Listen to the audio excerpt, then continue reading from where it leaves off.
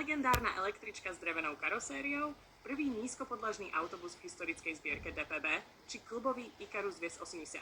Tieto dopravné ikony sa počas bratislavských mestských dní opäť objavia v uliciach hlavného mesta. Dopravný podnik Bratislava DPB vypraví 26. a 27. apríla flotilu historických vozidiel, ktoré bezplatne prepravia cestujúcich na špeciálnych linkách A, H a M.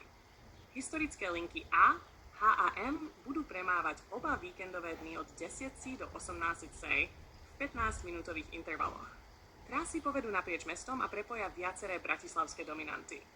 Prestupy medzi linkami budú možné na zastávkach Most SNP, Vysoká Kolárovo námestie a Mariánska Rajská. Jazdy na týchto linkách budú bezplatné a bez potreby registrácie. Podrobný popis programu, ako aj cestovné poriadky historických liniek sú dostupné na oficiálnych kanáloch DPB.